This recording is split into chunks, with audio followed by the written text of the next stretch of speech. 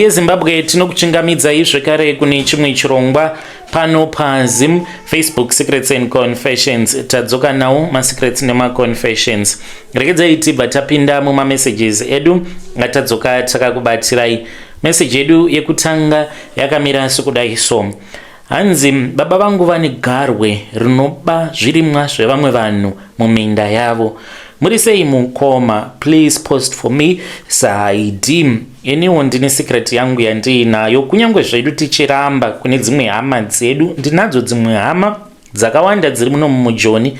Kutambudzika kwadziri kuita zviri kukonzereswa nababa, asi vanoti kana vakauya kwatiri isu sevana tinotozviziva, tinobva tavaudza kuti sezvo tiri maPentecostal nekuti tinoenda kune imwe chechi iyo yePentecostal, tobva tati Bhaibheri rinoti haufaniri kuenda kuvauki uchinonobvunzira nekuti izvozvo zvinokuendesa kugehena. Saka vakati kune muprofita ari kubatsira tinongoti endai mega, kana vakati kune n'anga toti zvekare endai mega. Isu tinoita zvekunamata ndokusaka upenyu hwedu huchifamba zvakanaka, asi hii tinenge tichiziva zvedu kuti baba ndivo vari kuzvikonzeresa.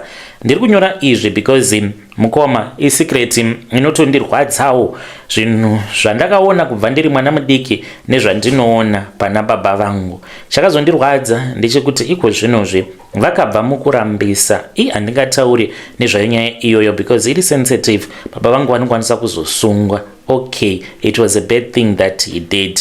Saka vanhu vekumusha kwedu havatozvizivi kuti baba ava vanonzi vane ruoko rwakanaka rwekurima, vane mablessings, asi ivo vane zvinhu zvavanoita usiku.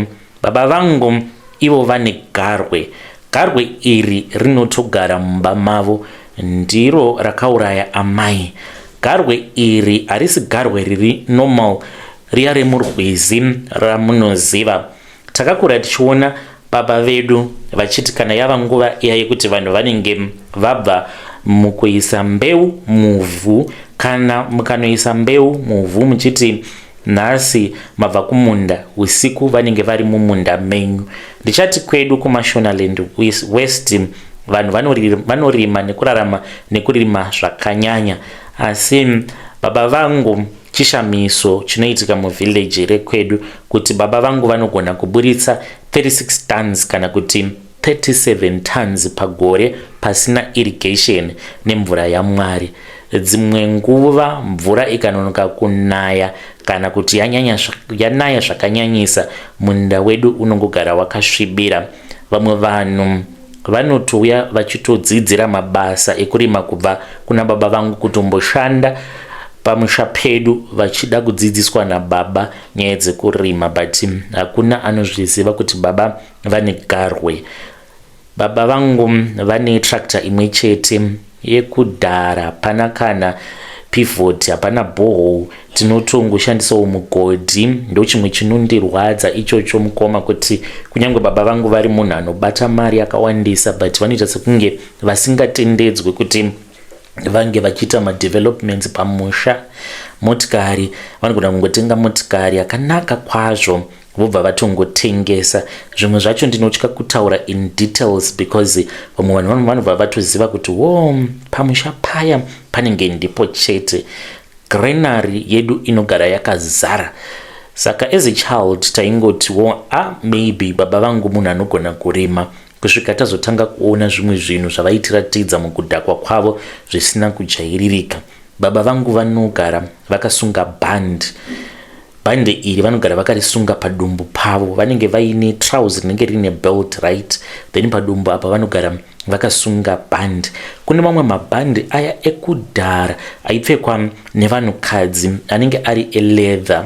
Mabhande awa ainge akakura, saka ndo ravanopfeka iroro vakarisunga nechipadumbu. Saka vaizoti kana vadhakwa, this was after mama vashaika, ndo pavaizosimudza sheti yavo vavatiratidza bhande ravo ravanenge vakasunga. Vanenge vasina kurisunga kuti shwe, but bhande iri rakatokura mukoma zvekuti hazvitonzwisisiki. Saka baba vangu vaiti mukudhakwa kwavo munhu uya wekuti vaizongova open kwatiri isu sevana vavo vadhakwa kudaro vaiva nemaitiro mamwe akange ari strange, especially nguva yekurima kana yasvika vaimuka it's either kuma 8 kana kuti kuma 3 am vaibuda mumba vakatakura bucket kana kuti plastic bag ende vanoenda kumunda vasina kana torch, kunyange zvikanzi kune kamvura kanenge kachinaya kune zerima vanenge vasingambotyi. So I was 13 years baba vakange vakadhakwa ipapo vakati vanangu ndiperekedzei. Takatoboyekana because kwainaya but kwaipfuna but waikwanisa kutotota zvako nekuti yainge ichipfuna mvura iyoyo. Takavatevera tichiboyekana, saka tavatevera kudaro hatina kunge takaziva kuti vainge vachida kuenda nesu kupi. Mukomanashi ndipo apo patakazoona baba vachipinda mune mumwe munda wemuvakidzani wedu, vakatarisa ku left vakatarisa ku right kunge munhu ari kuda kuba. Then vakabva vatanga kuitira tsvina paside pemunda muroad. Munoona kumamisha panogona kunge pakati munda kusaidi uku munda kusaidi uku, then pakati pobva pachizoita chiroad. Vakanoti vari pakati peroad kudaro ndokubva vatongochonjomara vakatanga kuita tsvina, asi vakange vasina kunyanya kudzika pasi, vakabata dumbu ravo vachitogomera vachiita tsvina iyi ichinodonhera muplastic riya iro ratainge tabva naro kumba, ameno kuti makange muine plastic bag. Vakati vapedza kudaro handisi kunyepa, vakatanga kurasa tsvina yavo mumunda. But tsvina iyi kurasa kwavakaita vakatombofamba mukoma kutombofamba kusvika tava kutoti avo babavo tichivaonera nechekure vava nechepakati pemunda, ndopavakabva vatanga kurasa tsvina iya. Then ndokubva vachizodzoka vachimhanya, havana kana kumbocheuka kana kuita sei. Saka nekufamba kwenguva mukudhakwa kwavo tainge tava kuvabvunza, vaingoseka zvavo. Nerimwe gore ndipo apo pavakabva vachizotiudza kuti vakange vaine secret yavo yavainge vainayo. Vaiva nemukomana wavo uyo aipota achinovabira chibage chevamwe vanhu. Minda yevamwe mukomanashi ndikangoti semunda iwoyo uyo wavakatiratidza. After vanhu vadyara chibage chavo, mvura yanaya zviya chibage chakutanga kubuda. Handiti munenge muchitarisira kuti chibage chichabuda chakanaka, but after a few weeks zvinhu zvakachinja. Minda yevamwe vanhu yakatanga kuita yellow. Kana nguva yekukohwa yasvika, vanhu vaizongowanawo kaharvest kanenge ari kashomanana zvekuti hauna chibage chaunotengesa, munenge muchingodya chibage ichocho zvekutamburira. Asi mumunda mababa vangu zvinenge zvakatosiyana. Chibage chavo chinenge chinyatsokuoneka kuti ichi chibage ichi high grade sechibage chiya chinorimwa nevarungu. Kusvika muchizonokohwa chibage ichocho chinenge chakangonaka, hamupoye kana mombe kana anything. Saka vanhu vakambotaura nezvayo but baba vangu vanotyiwa manje. Saka mumhuri ndipo apo vanhu pavakazotanga kutaura kuti tiri kusangana nemaproblems, mudhara uyu ndiye ari kukonzeresa kuti tinge tichisangana nemaproblems. But kuti unge uchimunanga mudhara wangu meno kuti unenge uri brave zvakaita sei. Saka vanhu vari kuda kuuya through isusu sevana kuti tinge tichitaura naye mudhara aende kunorasa zvinhu zvake, but isu tinongoti hatina chatinoziva because tinonamata. Pane imwe nyaya yandanga ndakanganwa zvakaitika mugore ra2011. Ndakange ndadzoka kubva kucollege ndiri paholiday. Usiku ndakanzwa huku dzichichema, ndikati maybe imbwa. Pandakadongora nepawindow ndopandakatoona garwe rakange riri pachivanze rakatozorora zvaro. Baba vangu vakazobuda vakatonoripa zvokudya zvakandishamisa. Baba vangu vachitotokonyorera garwe iroro chibage kuti ringe richidya chibage kikiki mukoma zvakaoma. Muri yeZimbabwe ndo message iyo yandakatumidzirwa ichibva kuna vanzvatsi vedu. Zvakangooma hazvo vedu we. zvamuri kuita hutsinye hwakangofanana nehutsinye uhwo huna baba venyu hwekuti muri kuramba kubatsirawo macousins enyu, madii mangovabatsira vasununguka vararamawo upenyu hwakanaka seupenyu hwamuri kurarama. Rekedzai tibva taenda panyedu inotevera. Nyedu inotevera yakamira sekudai so. Hanzi mukomana shimuri sei zvenyu, never translate this kuchirungu unless if I tell you to do so. Ininiwo ndiri kugarawo muno munyika yeSouth Africa.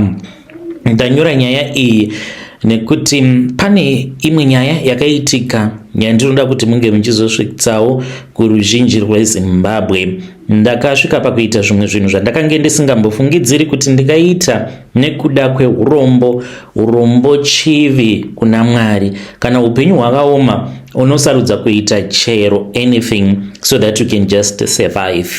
Ndichachinjawo makore kuitira kuti vamwe vanhu vasazonyatsokunzwisisa kuti ari kutaura wacho ndiani. Ndichati makange muri mugore ra2016 ndakauya kuJohannesburg ndichibva kuZimbabwe. Ndakauyawo ndine utarisiro, vanhu vose vakauya kuno I guess kuti tose takaunzwa kuno nekuda kwenhamo yekuti ndichashanda zvakanaka ndikwanisewo kuraramisa mhuri yangu. Kumusha zvinhu zvakange zvakaoma, kwakange kusina mabasa. Baba vangu vairwara, vana amai vainge vachitambudzika zvisingaiti. Inini ndakange ndiri munhu akange achingoda kungobudirirawo muupenyu. Pandakauya kuSouth Africa zvinhu hazvina kundifambira sezvandainge ndakatarisira. Mukoma ndakasvika pakugara kuHillbrow. Dzimwe nguva taikwanisa kuita vanhu 8 murumu imwe chete. Basa rakange rakadhakwa. Ndakatomboitawo zvimabasa zvimwe zvekubira vanhu, kungoshanda whatever job that I could. Nerimwe zuva umwe mukomana watainge tichigara naye akandiudza kuti kwakange kuine basa kubuchari, kwakange kuchidiwa munhu ainge aine zvivindi. Ndikati yezvo, kasi buchari renyu imochwari rimbori bhucha rakaita sei rinonzi kunodiwa zvivindi? Ndakange ndisati ndakambonzwa nezvebhucha rinoda zvivindi. Yakabva ati basa racho harina kunyanya kuoma but zvinoda zvivindi chete, uye zvekare haufaniri kuti unge uchibvunza mibvunzo yakanyanyisa. Sezvo ndainge ndichingodawo mari, handina kumbobvunza zvakawanda. Mangwana acho akaenda neni pane rimwe buchari. Ndandichati buchari iri rakange riri kuindustrial side muJohannesburg. Owner wacho akange ari muGreek uyo wandichati Nico. Nico akange ari munhu akange aine hutsinye, very racist, but yai raigara richingosvita fodya 24 hours. Buchari racho rakange riri busy, not kuti vanhu vaiuya vachizotenga nyama direct kwaari. Vana Nico zvavaiita vaiti bucha iri raizohodhesera kunyange vamwe vanhu vanenge vaine mabucharies then nemamwe masuppliers, zvekuti nyama ichizobva kunana Nico unenge usingatozivi kuti inyama yakaita sei. Unenge uchifungidzira kuti kwawaitenga ikoko ndiye muridzi wechain, supply chain, but zvinenge zvichibva kunana Nico. Vanhu vaiuya vachizohodha masausages nekuti zvainge zvakachipa kwazvo. Waikwanisa kutenga kana 10 kg yemasausage kana ne100 rand, dzimwe nguva kana ne50 kana kuti 40 rand. Aiva nemutemo Nico, mutemo umwe chete wakange uri very different nemamwe mashops. Kunyange yakange iri big shop but aiti chero munhu akauya kuzotenga chauya kuzotenga. Pano hatiti mari yawe nayo haikwani. Kunyange munhu aine 20 rand taingomupa 5 kg yake yevoros ovanzi enda zvako nevoros. Saka pakutanga ndakange ndisingazvizivi kuti mari ana Nico mari dzavainadzo vanoita zvekutotengesa nyama dzemadhongi. Ipapo ndaitofara kutoti murungu wandiri kushandira ane mwoyo wakanaka.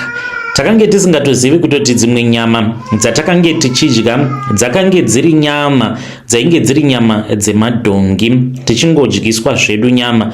Saka pandakazotanga kuita basa rekuzoklina ndirini, dzimwe nguva aipedzisira kubvapo pabuchari ndopandakatanga kuona zvimwe zvinhu zvandakange ndisinganzwisisi.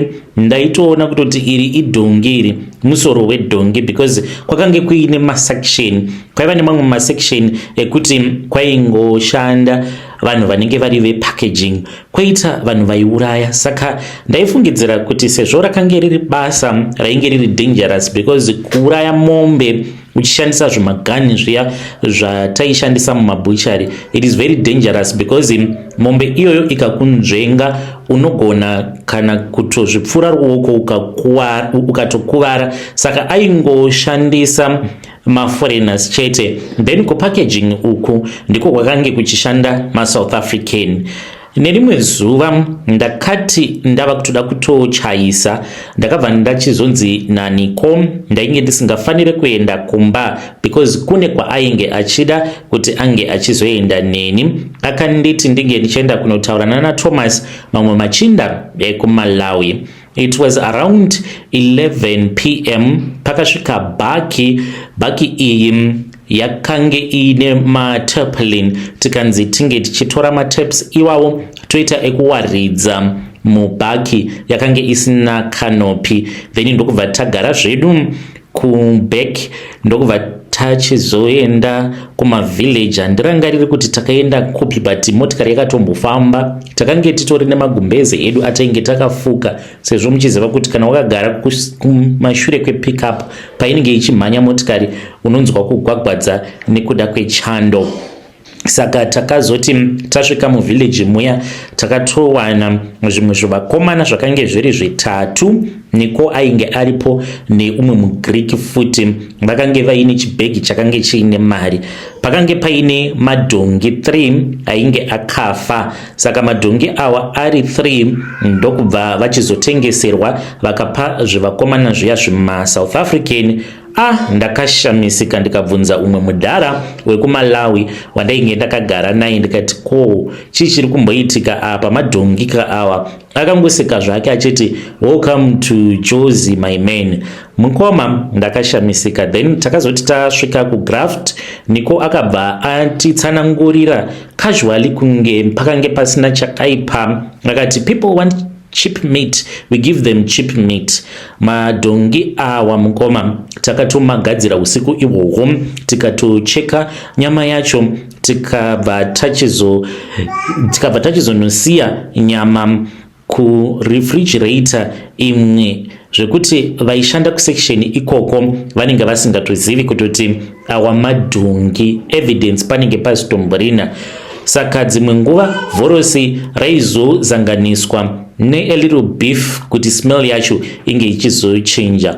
Sausage yacho iyoyo mukoma inenge yakawanda zvekuti vamwe vanhu vaitodya sausage iyoyo vachitofungidzira kutoti vari kudya nyama chaiyo iri beef but isiri sausage. Ndinoda kungoti kune munhu wose akadya sausage muno muSouth Africa vanoriti vhorosi. Kana wakambodya sausage muupenyu hwako, usafa wakati haini poko handidyi, usafa wakati dhongi handidyi, hameno kana imbwa, because you never know. Munhu aita zvivindi zvekuti kunonotengwa madhongi anenge akafa. Madhongi awa aibiwa kune mamwe mavillages nezvivakomana izvozvo votengesera niko. Saka kana dhongi chairo unenge wakadya potse kana munhu, just imagine kuti varungu vanenge vakaita sana niko vakanzi maybe vauraya munhu anenge ari muforena asina mapepa, zvimwe kuda unenge usina kana hama, wakasobva kuZimbabwe kudharadhara wakaroverera munhu mumujoni, then vobva vachizokuuraya toti waita kana mistake pabasa okurova obva wapunzikira pasi. Don't you know kuti unokwanisa kana kutongokandwa mugrinder ukagrindiwa ukatongopinzwawo muvhorosi imomo, vanhu vakatodya zvavo nyama vachitofungidzira kuti zvose bo. muSouth Africa mukomana asvika, South Africa yakaoma, handidi kukunyeperai. Munoitwa mamwe madhiri ekuti iwewe ukazoziva kuti ndo maitiro ari kuita vanhu mari, unoshamisika. Kubva ipapo kusvika pari nhasi chinhu chinonzi sausage sausage handidi kana kuriona. Chinhu chinonzi sausage mumaziso mangu handidi kuriona because ndakaona kuti iro sausage pachezvaro. Charakaipira ndechekuti hariratidzi kuti inyama yemombe, yembudzi, huku kana kuti nguruve. Unogona kana kuti udyiswa imbwa chaiyo uchifungidzira kuti uri kudya sausage. Ndiyo secret yangu yandiinayo. Mukomana kana mungazoposta muzondizivisawo, ndichange ndichizotevererawo ndiinemi ndiri mucomment section. Muri yeZimbabwe ndo message iyo yandakatumidzirwa ichibva kuna mukoma vedu avo, ngatitaurei navo mucomment section. Zvakangoma hazvo vedu anzi ndaishandira umwe murungu vachiita zvekugadzira masausage. South Africa vanomati maforos, anzi taitotenga kana madhongi anenge akabiwa. Zvakangoma hazvo vedu ngatitaurei zvayo nyaya iyi mucomment section. Hanzi as long as wakambodya sausage usafa wakazviudza kuti kuchechi kwedu isusu hatitendedzwi kudya nyama yenguruve because unenge wakatoidya nguruve iyoyo. Hanzi ndo zvavainge vachiita. Regedzei tibva taenda panyedu inotevera. Nyedu inotevera yakamira sekudai so.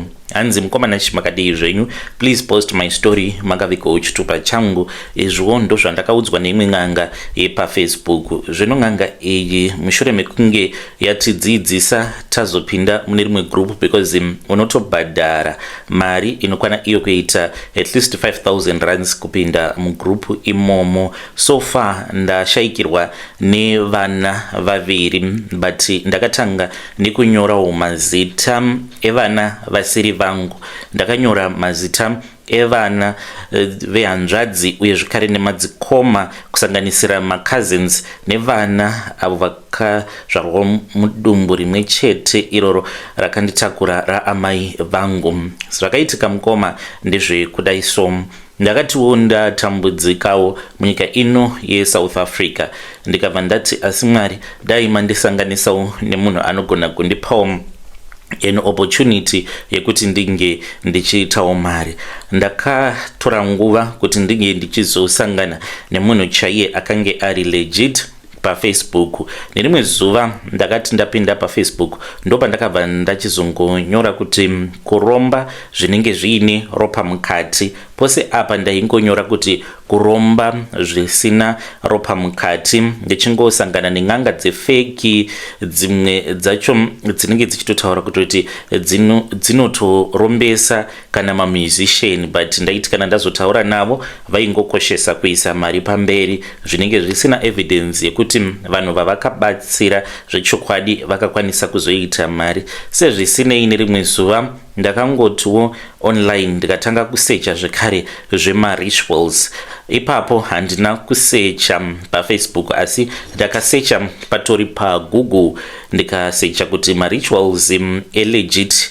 Ndo pandakaona malink nekuda kwekuti mazuva ano ukanyora chaunenge wanyora paGoogle ukabvunza kuti zviri legit here kana kuti kwete, Google inobva yatanga kutsvaka mawebsite chaiwo evanhu vanorombesa zvinenge zviine evidence. Ndo zvakanakira technology izvozvo. Zvadaro ndakati ndabvunza kuti marituals ari legit ndeapi. Ndipo apo pandakabva ndachizona link rakandiendesa kuFacebook zvechokwadi ndikanoona kuti takange titori mugrupu reimwe n'anga iyo yainge ichiti inobatsira kupa vanhu mari kana uchida mari asi unofanira kuti unge uchizoshandisa ropa revanhu. Saka takanzi kana uchida kupinda mugrupu racho iroro rekuti munenge mava kuzobetserwa kusvika muchizotanga kuita mari unofanira kubhadhara. It was 5,000. Saka ndakabva ndachizobhadharawo 5,000 yangu ndikabva ndachizoona ndatoedwa mune rimwe group with a contact that I did not even add kuma contacts kwangu. Ndakagaramo mugrupu takange tichidzidziswa zvakasiyana siyana. Takanzi tinofanira kutorawo nguva tisingaseki bonde nevanhukadzi panguva iyo yatinenge tiri in preparation yemarituals. Saka takanzi unofanira kuti unge uchizopota uchizoombera pakati peusiku kungobuda panze hauna zvaunotaura unongoenda panze ototanga kutoombera uri panze uchiita sekunge uri kutenda Mwari kana kuti vadzimu vako kungonamata nekutenda. Saka zvadaro mukomanashe ndakange ndichiita saizvozvo taudzwa kuti chinyorai mazita munotanga nemazita evana venyu. Kana matova mugrupu kavana munotanga kutongotaura.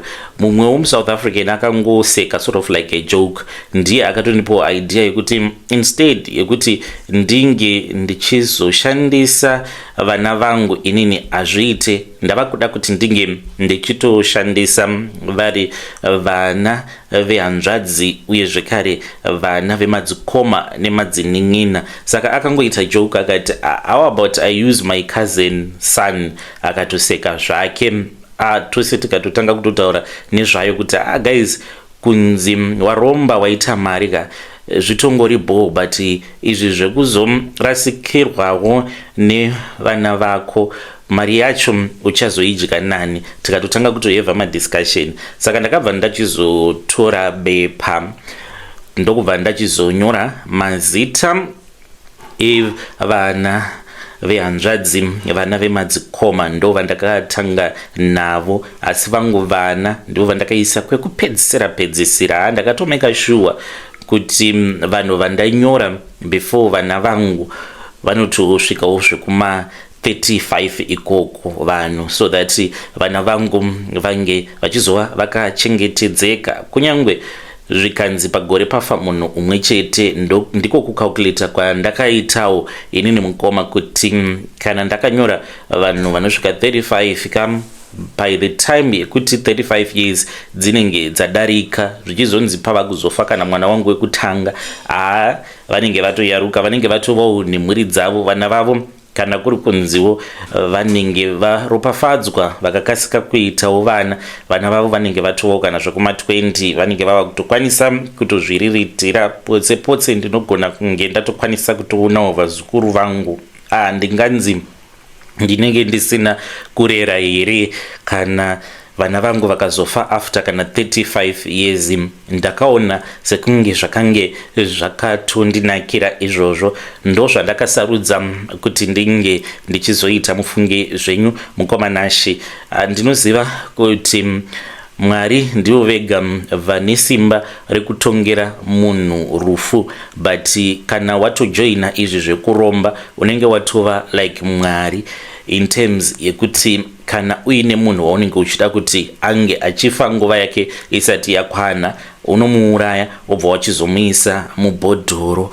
Kuita sekunge majokisi kutamba chaiko kwatinenge tichiita kana tichikupai nyaya dzedu, but zvinhu zvinenge zvichitoitika muvanhu, ende kuromba kutoriko. Kana usati wakambozviona kana usati wakamboenda kun'anga unokwanisa kufungidzira kuti vaya vanoti vakaromba dzingori nyaya dzefiction, but ini mukoma ndikuda kuti vanhu vange vachizviziva kuti chinozokonzeresa kuti munhu ange achizosvika pakuromba inhau yekuti anenge agumirwawo neupenyu.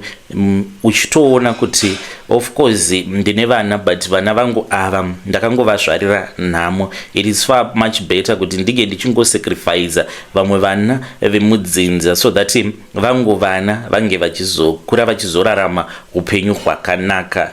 For that I know kuti ndakakanganisa kana kuine vanhu vachazondijaja. If you were in my shoes maizoita sei makaomerwa neupenyu uchitsanya uchinamata siku nesikati kuti dai Mwari machingondionawo, but Mwari vacho vanenge vachiita sekunge vasingakuoni. Saka mushure mekunge ndanyora mazita iwawo anosvika kuma 35 kuma 36 ndakamanyora pabepa rewhite aya mabond papers. Saka ndakanyora nepeni yered. Ndakange ndakanzi ndinge ndichitenga candle yeblack inomirira rufu, ndokubva ndachizoenda kumakuva ndakapfeka hembe dzeblack. Ndakatosanganawo neumwe muSouth African anogarawo muno muSoweto because aityikawo kuenda kumakuva ari ega. Saka zuvawo raakange achida kuenda kumakuva ndakabva ndachizobatana naye tikaenda kumakuva. This was somewhere kuma past 12 midnight. Takaenda nemotikari yake tikabva tachizotsvaka guva rekuti taiko zvaikwanisa kuti tinge tichizozadzikisa mhiko dzedu. Tasvikapo paguva zvechokwadi mukoma takabva tachizotora macandles edu tikabva tachizodza macandle edu ndokubva tachizopisa mapepa aya ane mazita atainge takanyora, ndiko kuzadzikisa kwatakaita mhiko mukoma. Muri yeZimbabwe ndo message iyo yandakatumidzirwa ichibva kuna koma vedu. Zvakangoroma hazvo vedu we, ngatitaurei navo mucomment section. Hanzi you can judge me but if you were in my shoes maizoita sei, maikwanisa kutoromba zvamuine utsinye. Hanzi at least pavanhu 35 or so vandakanyora, I know kuti 35 years vana vangu vanenge vari safe kunyange vakanzi vazofa after 37. But zvinoita Mwari kana kuri kunzi list iroro rikabva rachizoita rewind, robva rachizotanga from the bottom going upwards, ndo pamunozoona kuti shuwa Mwari variko kudenga ende vane masimba. Ngatitaurei nezvayo nyaya iyi mucomment section. Vadiwa vateereri, ndo mamessages avo tanga takakubatirai. Ngatisanganei zvekare mune zvimwe zvirongwa zvinotevera. Ndichadzoka neimwe episode very soon.